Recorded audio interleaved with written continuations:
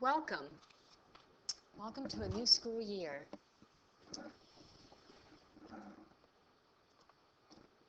All right, when in flipping the class, the expectation is that you will take notes at home, and then we're going to work on the assignments in class where you have a lot of extra people and resources to work with. So in order to do that, I need you to take really, really good notes. And so as I go through this set of notes and some of the other sets of notes over the next few days, we're going to talk about how to take notes. Now at the beginning of each set of notes is going to be an equation review or an EOC review. So this is going to be done at this point, the first day of, or in class. This will be the first thing we do in class, and you'll be doing problems 1 and problems 2. And you probably have already done that the very, very first day. So we're going to just go ahead and move on. When you do notes, you've got several options.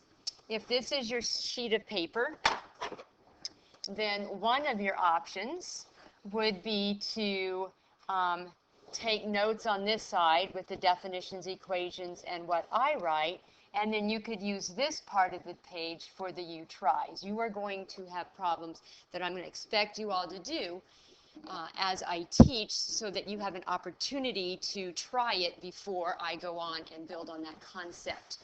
Another option that you could do is if this is your notebook and this is let me make this bigger again. So if this is your notebook, this is basically 2 pages of paper, and this would be similar to, this would be the part down there where you've got your binder. You could take the notes on this whole entire page, and then you could do over here the you tries. So that's another option. A third option that you have is to do the notes, download and print the notes, the outline of the notes that I have online, and then you can take the notes directly on those sheets of paper and put them in your notebook. Whatever you choose to do is up to you. What I need to make sure of is that you get the notes and get them done well.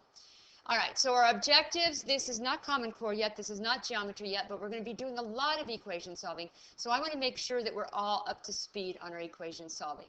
So we're going to understand the concept of equation solving, and that is what the notes are on today. In class, you saw a demonstration. We talked about 5 equals 5, 6 equals 6, 7 equals 7. And what I garnered from you after we went through some of the examples is that whatever you do to one side of an equation, you must also do to the other side of the equation. All right, so now when I say whatever you do to one side of the equation, you must also do to the other, that's kind of layman's terms, and that's not real mathematical speak. So one of the things that we've got to get you ready to do is in this class I will ask you why, justify. How do you know that's true? So that is where we're going to get started, and we're going to get started at a level that you're very comfortable with and that you've already worked with. So going back over what we did in class and now using the justifications, if I choose to add 2 to 5 on this side, then I must also do the same thing to the other side. And what this says, this is the addition property of equality. And the addition property of equality is what you're going to use in order to justify the step that I'm about to do. This says if you have A equals B, in this case 5 equals 5. And now I've made this a little bit more general. If you know that C is equal to D, so I could have had 5, let me change colors. I could have had 5 equals 5, and I could have added 2 on this side, and I could have added 4 over 2 on that side. But you see, 2 is the same as 4. This 2 is the same as 4 over 2. So what we've got is we've got C to be 2, we've got D to be 4 over 2. The big deal here is that 2 equals 4 over 2. So that's why this is there. They may look different, but they're equal. So the addition property of equality says, well, then I can take this first one and add C. and then I can take what is on the other side and add something equivalent. So as we saw in class today, this would be 7 is equal to 7. The justification, you start here, you go to here. This is the intermediate step. How do you justify 7 equals 7? You will tell me addition, property of equality. Now that's as, what do we want to say, abbreviated as I want you to go. So now at this point you should have written down in your notes everything that I have written. Also, if you are doing these notes without the outline being downloaded, then also everything that has been typed should also be in your notes. All right, so now we're going to look at another property, and this is called the subtraction property of equality. Subtraction property of equality, and we talked about this in class also.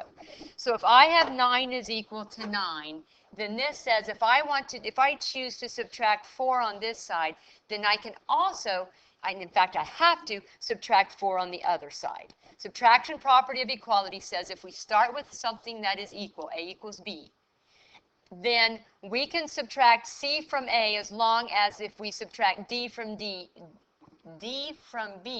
that C was equal to D. So 9 subtract 4 is 5. 9 subtract 4 is 5. We begin here. You show me. I need to see. How's this? I need to see this intermediate step, and this is the result. And at the result, we justify. Why? Because of the subtraction property of equality. That would be our justification. So now, the beauty about this is if I'm talking too fast, you can pause me and get written what needs to be written. All right, on my next slide, we have what we call the multiplication property of equality, and I think you're going to kind of see a pattern in all of these. But again, when this property begins here, we've got A equals B. We have two things that are equal. 8 is equal to 8. And now we say, and C is equal to D. They may look different, but they're equal. The multiplication property of equality says, and I can take this first one, multiply it by C, take the second one, multiply it by D, and it is still equal. So if I want to do this example, if I have 8 equals 8, then I can multiply 8 by 5, as long as I multiply the other side by 5, and 8 times 5 is 40, and 8 times 5 is 40. 40 equals 40. We started here. The justification piece comes down to where after we've done our multiplication, this is called, how do I justify? It's because of the multiplication property of equality. All right, on the EOC, you will not have a reference sheet. If the state feels that you need some information in order to answer this question, then they may have a drop-down menu or a drop-down piece, or maybe something will slide in the picture that shows you a theorem, a definition, or whatever. But we can't be guaranteed. I have no clue as to when you'll get that and when you're not. So I need you to justify, and I want to see all of this. I do not want to see anything less than multiplication property of equality. All right, as you can guess, we're now on our last one. We've done add, subtract, multiply, divide. Again, we start off with two things that are equal, and we have another set of equal quantities. The division property of equality says, then I can say take A divided by C, and on the other side take B divided by D because they're equal, and I should have made the qualification as long as C is not equal to 0 and D is not equal to 0. So you can make your notes better by adding that. And the reason why is because we cannot divide by 0. All right, so if I choose to take 12 and divide by 6, then I must divide by something equivalent to 6 on the other side. I will get 2 is equal to 2. And it is at this level, after the division is finished, that I will justify this with the division property of equality. All right, so on the homework that you're going to be doing tonight or in class tomorrow, we are going to be justifying each one of your steps. All right, so we don't have any properties for this, but I just want to kind of take this theme a little bit further. If I choose to square root the left side, then I must also square root the right side. And we're going to get 7 is equal to 7. As you can see, we've maintained equality. If I choose to raise this side to the 4th power, then I must raise the other side to the 4th power, and I will get 81 is equal to 81. All right, so that is our first concept. So now we're going to solve, and we're going to solve with justification. So as I look at this equation, I ask myself, is x alone? And the answer is no. The next question is, who is with x? With x is 5. And how is 5 connected to x? 5 is connected to x with addition. The next question is, what operation do we use to disconnect addition? And that inverse operation would be subtraction or adding the opposite.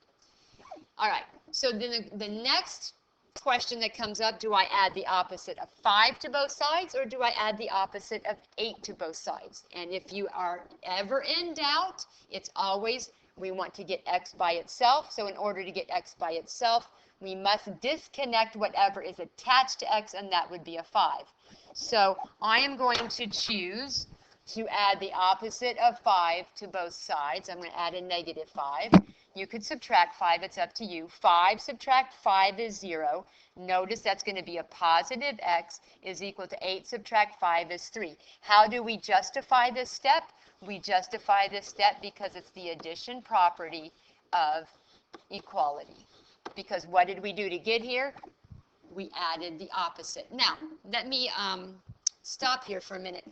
Suppose you chose not to add the opposite. Notice you see the addition and you see the opposite. What if you took this equation, 5 plus x equals 8, and you chose not to add the opposite, but you chose to subtract 5? That's fine. So 5 subtract 5 is 0. I've got x equals 8 subtract 5 is 3. Notice we get the same answer. However, the justification will be different. This justification is going to be the subtraction property of equality. Why? Because you chose to subtract, not to add the opposite. So it's going to be I need to be able to see, and it needs to be very clear, whether you added the opposite or whether you subtracted. And this justification will be judged correct or incorrect based on what I see in your work. All right, looking at this one, is x by itself? No. Who is with x? 7. How is 7 connected to x? Subtract. How do I undo subtract? Add. Do I add 7 to both sides, or do I add negative 4 to both sides? Remember, the goal is to get x by itself. 7 is attached to x, so I must choose to add 7 to both sides. So I'm going to end up with x is equal to 7 and negative 4 is 3. Now, what did I do here? What I did here is I did the addition property of equality. So I did the addition property of equality. All right, so now we've got 3 equals 8x. Is x by itself? No. Who is connected to x? 8. How is 8 connected to x? By multiply. How do I undo multiply? With the inverse operation called division. So if I divide this side by 8, then I must also divide this side by 8. So this is going to be 8 divided by 8 is 1. So this is going to be x is equal to 3/8. We need to justify this. So when we go to justify this, what did we just do? We used the division property of equality, because that's what we did in order to get from 3 equals 8x down to x equals 3/8. All right, and then when we come over here, now I'm thinking, as I'm talking, I'm asking myself questions in order to figure out what I'm supposed to do. These are the questions that you should be asking yourself, and this is why we're doing this unit. Is x by itself? No. Who is with x? 2. How is 2 connected to x? Division. What operation undoes division? Multiplication. So the inverse operation is multiplication. So what I'm going to do is I'm going to multiply this side of the equation by 2, and I'm going to have to also multiply the right side of the equation by 2. So I'll end up with 2 over 2x is equal to 22. We all know that 2 over 2 is 1, so x equals 22. Now you've got to justify. What did you just do from this step, from the x over 2 equals 11 to get into the x equals 22? You did the multiplication property of equality. All right, so we've got our notes. You should have been following along. Your paper should look like my paper. Maybe yours is probably a little bit neater. Now we're going to continue. So now, if you've been able to ask yourself these questions, these next 4 problems should be a breeze. And the question is x alone? No. Who is connected to x? A. And when we say connected to x, that means on one side of the equation. P is not connected to x because it's on the right. A plus x is connected because it's together on the left. So A is connected to x, so the next question is, how do we disconnect addition? And the inverse operation is subtraction. Do we subtract A from both sides, or do we subtract P from both sides? And if you are in doubt, go back. Who is connected to x? It is the A. Because it's by addition, I'm going to choose to subtract A from both sides. So I'm going to get x is equal to P minus A. Now, from algebra, these variables are different, so we have to indicate.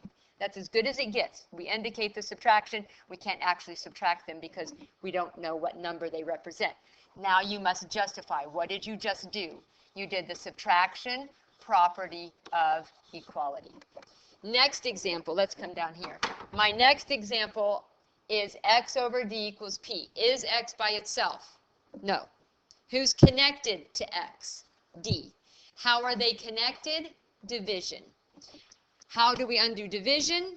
Multiply. Do you multiply by d or do you multiply by p? If in doubt, you go back and look at x and say who is connected. It's the d that's connected, so to disconnect we must multiply by d. So in this case, the d's simplify because one's in the numerator, one's in the denominator. We're going to get x is equal to pd. Justify. What did you just do? You did it was not the division, forgive me. This is the multiplication property of equalities. All right, so let's go ahead and look at this one up here. All right, so we have another equation. Is a variable by itself, meaning x, or solving for x. I have to tell you, notice, forgive me for not putting good directions. The purpose here is to solve for x. X is not by itself. So who is with x? H. How are x and h connected? Subtraction. What operation do we use to disconnect subtraction? It would be addition. Do we add y to both sides or h to both sides? If in doubt. What is a variable connected to x? And it would be h. So I'm going to add h to the right. I add h to the left. The best we can do is indicate this addition because we don't know what those variables, what numbers those variables represent. Justify. What did we do? We did the addition property of equality. All right, last but not least, we've got wx is equal to k. Is x by itself? No. Who is with x? W. How are x and w connected? Multiply. How do you disconnect multiply? Division. And do we divide by w or do we divide by k? In doubt, go back to see who's connected to x. It is the w that's connected to x. So we're going to divide the left side by w. We will divide the right side by w. So x is equal to k over w. All right, and what is this called? This is called the division property of equality. All right, so my notes and your notes should be similar. And now it is your turn. This is a you do, a you try. You're going to solve with justification. By the way, I want you to solve for the variable x.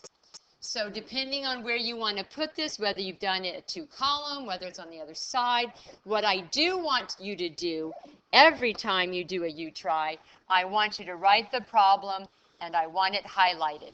because I'm going to need to be able to see that you did indeed do these. We will check these in class.